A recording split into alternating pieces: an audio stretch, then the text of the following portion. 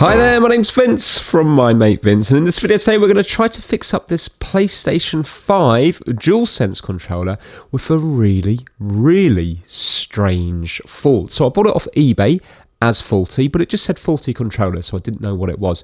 When it arrived, I started moving around the screen and I thought, well, this all seems to be working absolutely fine. It doesn't seem to be drifting across or doing anything weird.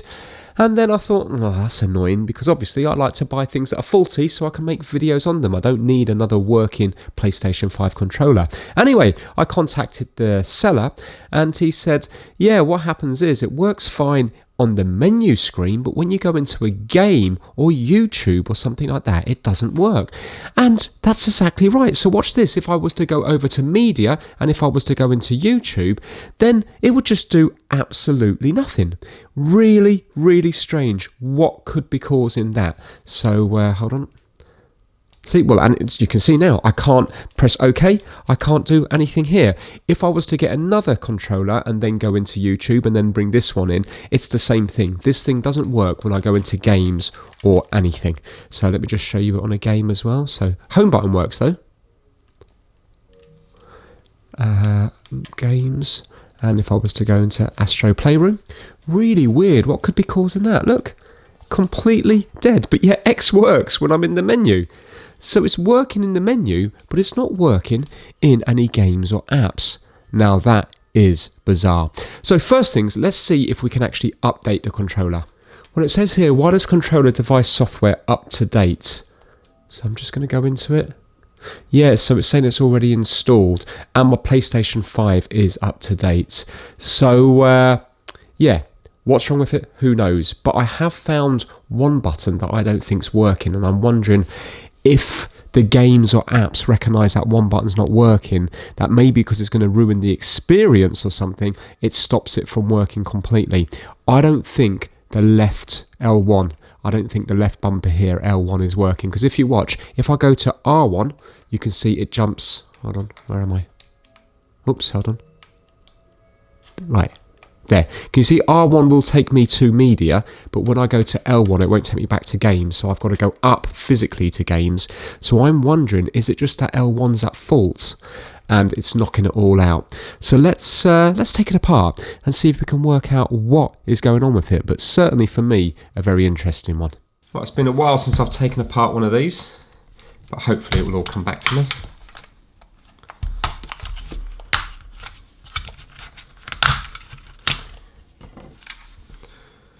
Right, no signs of any water damage so far. Now, we've got hidden screws in here, and here. And from memory, I have to pop these out here.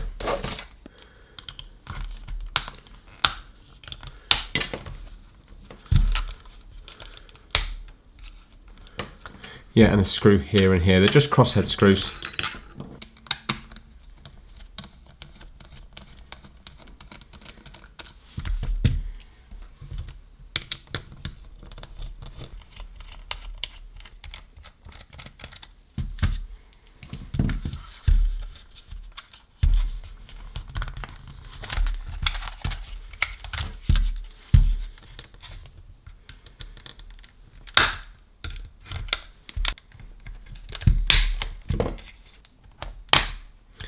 And a couple of clips down here as well. Right, there we go, that's the back off. So, it was this button up here, wasn't it?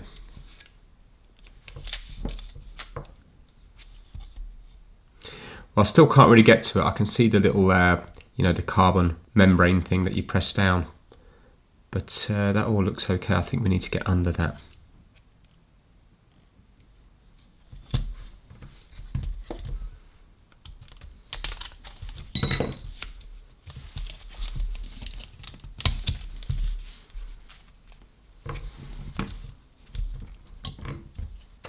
Oh, and it was showing that it was fully charged as well, so I don't think it's like a battery issue. So we need to get right into the controller. So there's some more screws to undo, and there's also quite a few ribbon cables. These ribbon cables get released by just kind of friction. They're just pushed in and pulled out. There's no little flaps open to release them. A little bit fiddly, but to be fair, they feel quite strong. So yeah, it's a nice controller to work on. I do enjoy working on these. I've done them a few times now on this channel. So yeah, I'm just fast forwarding through this now. There's plenty of teardowns online if you want to know in detail bit by bit. This is just more about what could be causing this problem. While we're fast forwarding through this bit, let's give a shout out to the My Mate Vince Massive, and the members this month consist of KitDigital.com, Kip Hakes, Max Rokotansky, Having Fun Repairs, Ellensburg Amplifier Repair and Service, Will Michaelis, Chris Seal, Felipe at MrKeeps.com, King Kurd from Lowbook Auto Sales, DJVG, Stuart Park, Ellis Garbutt, Pigsy, the My Mate Vince fan club over on Facebook, Braden Butts from Connecticut, Kenneth Blunstrup Sorensen, and Simba Tinabu.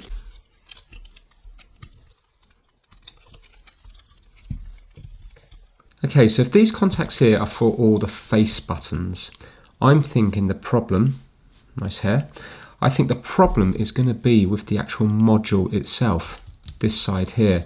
So let's see if we can get the actual module out, because it must run all the way down onto this one here, this ribbon cable. The ribbon cable itself doesn't look damaged. Now this has got orange potentiometers down here. I thought before when I worked on them they were green. I wonder, have they changed them? I wonder whether these are better for stick drift, or is it just a cheaper manufacturer? Are these still Alps? No, I'm not sure if they are. That looks like maybe it's a different brand. It's labelled up as well, isn't it? 2300 ohm. Right, okay. So we've got another 4 screws to get the faceplate off the front, and then that will uncover 2 more screws that we can undo to actually remove the module that consists of the motor for the adaptive triggers and also the button presses for the L1 and the L2. There we go. Right, so I'm thinking if this was just to be replaced entirely, then it would work. Should we do that first before we start messing? I mean, obviously I want to find out what the fault is, but we kind of need to know, is it something to do with here, or is it something to do with the board? Because this plugs into the board. So it could be something on here that's not reading one of these pins, you know, going forward. Should we just quickly zoom in and see what's what? So it's on this side here, yeah? Let's have a look at these contacts here. Well, they look okay that side. Let's just see if there's any shorts on those 2 little caps. Well, there's 3 caps there, isn't there? No, no, and no. Let's have a look at the actual connector. Looks okay. Again, let's just measure these.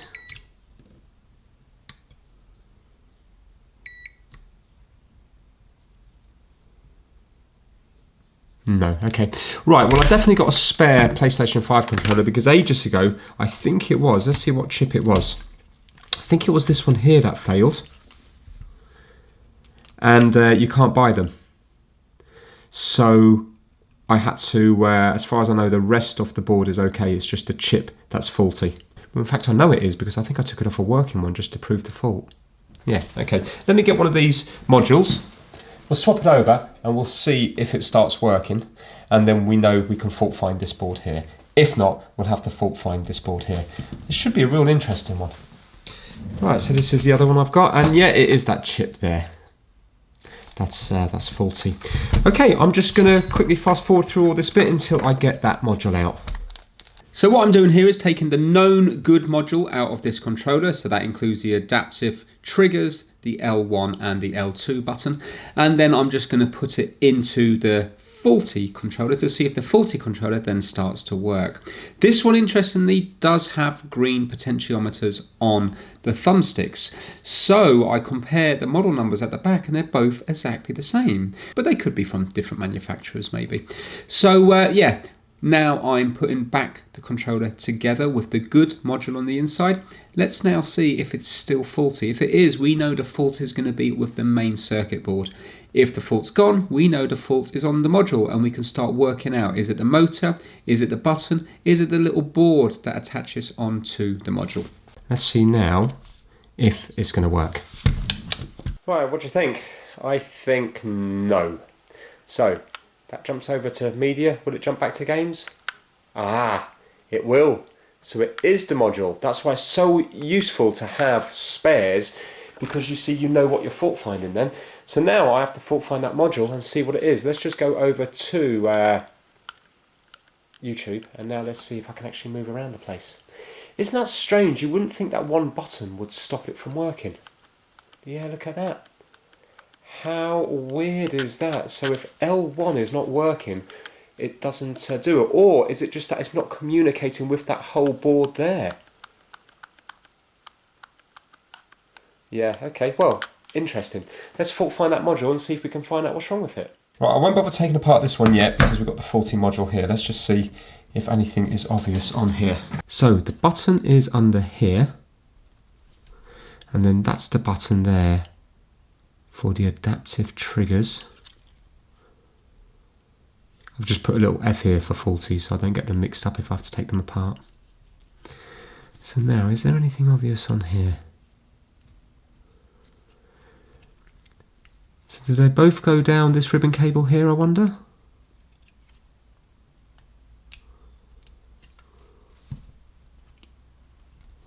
And does this just pull out? Is this just a friction one?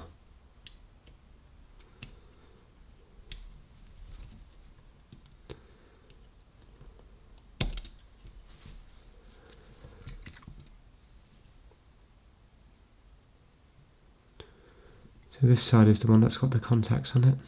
I mean, it looks okay, doesn't it? Let's undo this one here. I'm just going to take a picture of which way around that ribbon cable goes.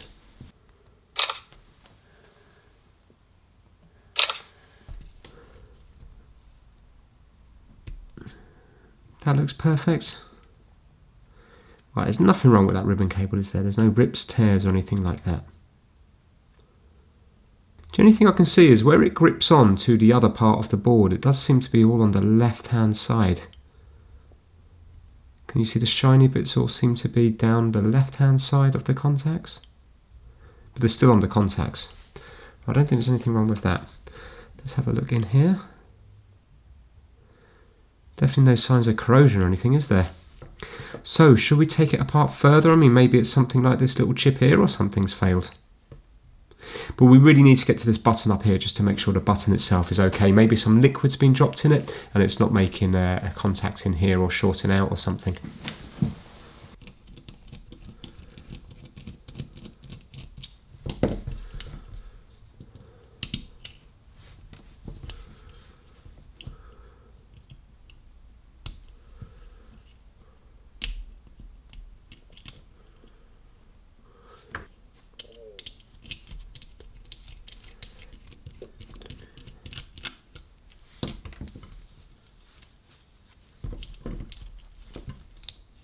Ooh.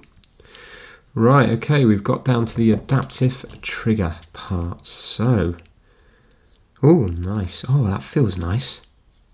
Look at that.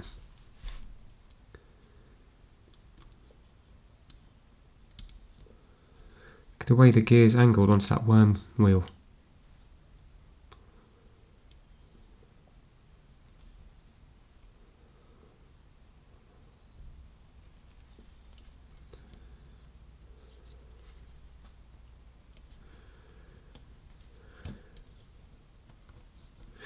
Oh, it pushes this down, so look. Right, okay. So it'll work like a normal button as well when it comes to the carbon, you know, this pad here. Can you see this will just work like, for example, a Nintendo Switch. You can see the little button in there, the membrane. But yet, this is the adaptive trigger part. Can you see? Pushing that back there, and then it's going to keep going back like that. But that's why, for example, when you use it on another system, like for example a Nintendo Switch or something, when you use adapters, the adaptive trigger is not going to work, but yet it will still work as a normal button press. It's quite nice, that. Right, anyway, I don't think we have to worry about any of that. So ideally I need to take this out.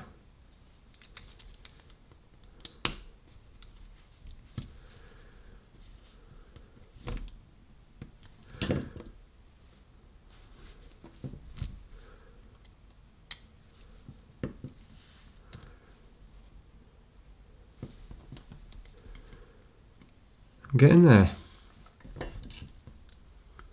So all this can be changed quite easily, can't it? I just want to make sure this is idiot proof here and I can't put it in the wrong way. So when we're there, that turns the potentiometer there. Oh, and it just keeps going round and round, so it mustn't be. It must be idiot proof. I'm hoping. Oh well, we'll soon find out.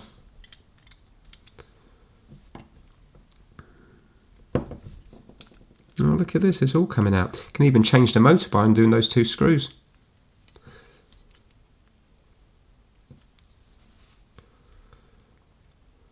And this is just held in with a little clip here.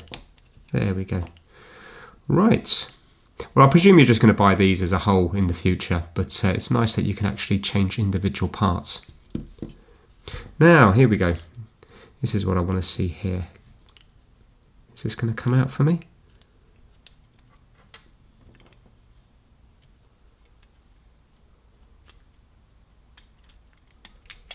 Yes, it is. So it's this button here which is faulty. That looks perfect.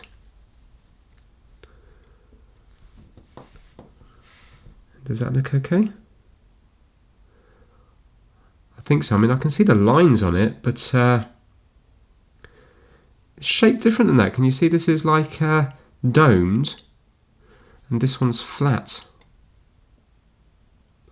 It's amazing the design that goes into each piece. You think it would just be the same on both of them, but no, it's been designed like that for a reason. Not sure why. Even the top is different shapes, you can see there, oblong and round.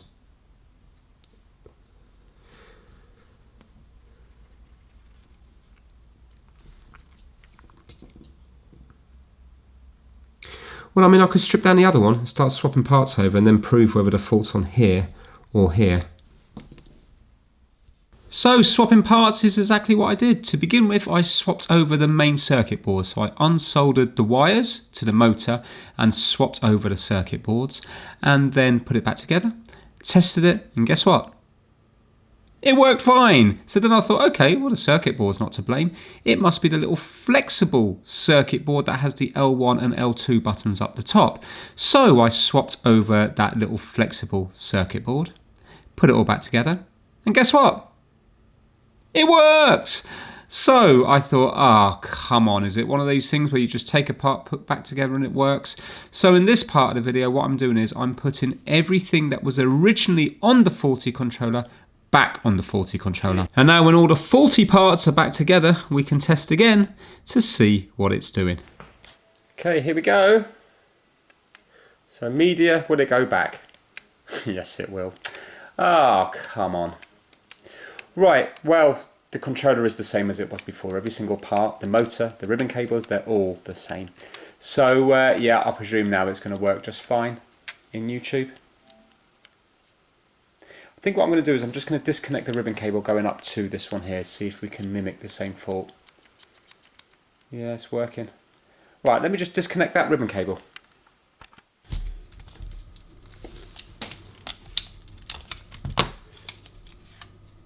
Right, I can just reach in here and do it so I don't have to disconnect everything. So let's disconnect this and see if we are getting the same problem. Right, so you can see that's disconnected now. Right, here goes. Turn it on again. And let's see whether this is going to work. Hold on.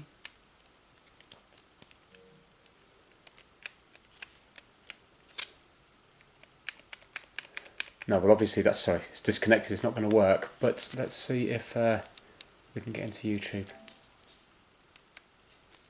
No, we can't, look, it's not doing it. So, that ribbon cable must have been making a bad connection, look, It's not doing it. Let's see if we can get into home.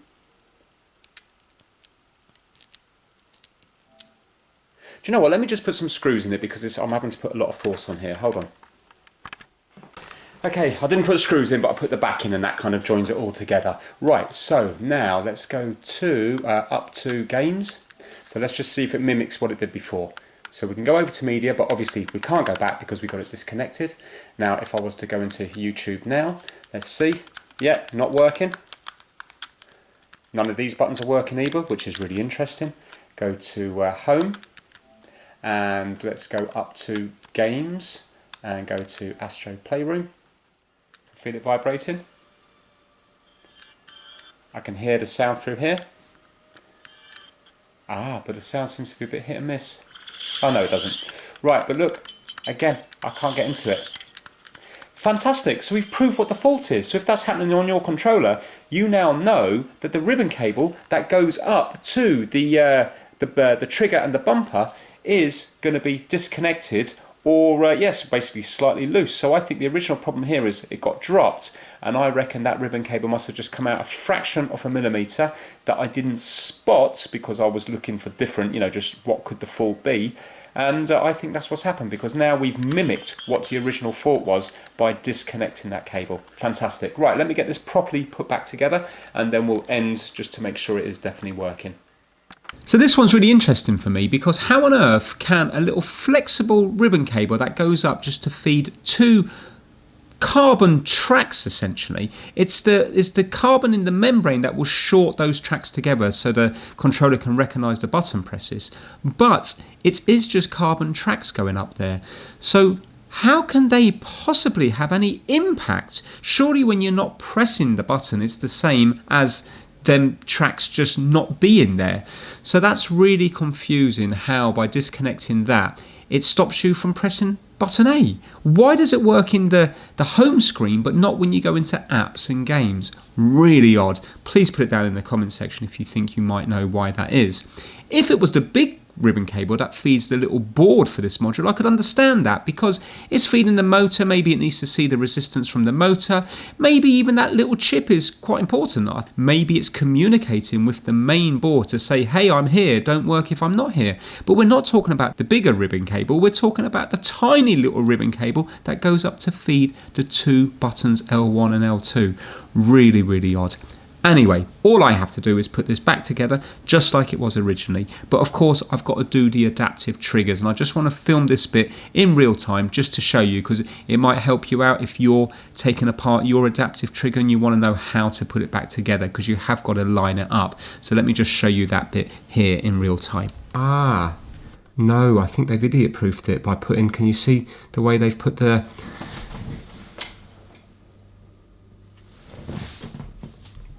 Have they idiot-proofed it by putting this on top? Can you see it's curved here, and then we've got the gears?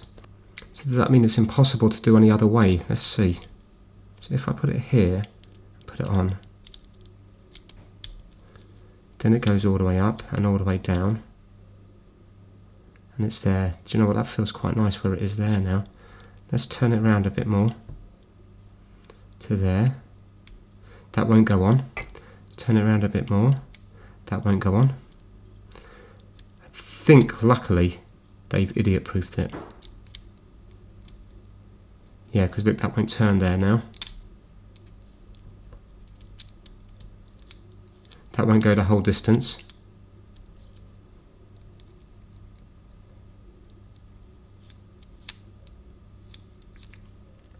I think it's got to be so that gear's covered there. Because can you see it's not going all the way up? That's going to go quite a bit down before you touch it.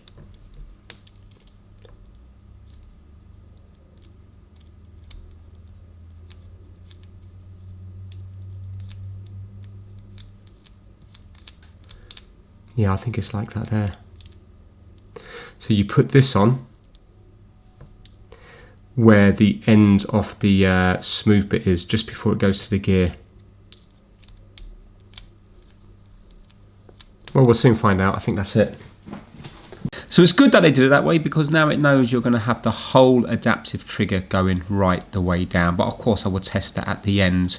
So all I have to do now is put it fully back together, and then we can do the final testing with all the screws and everything in it.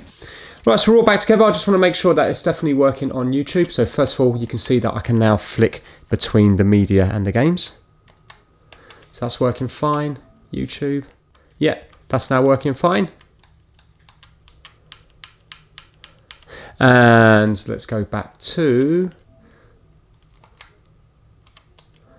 Astro Playrooms and let's see if the other features of the controller are working. Yeah, I can feel vibration from both sides. Adaptive triggers. Yes. And they both feel the same. And remember, I didn't touch this side at all. So yeah, that's really useful to know if I ever take these apart again in the future, or maybe if other people are doing it, how to line up those gears. Touchpad.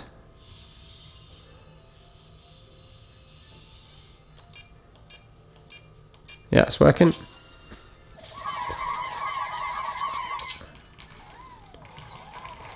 And motion sensor. Microphone.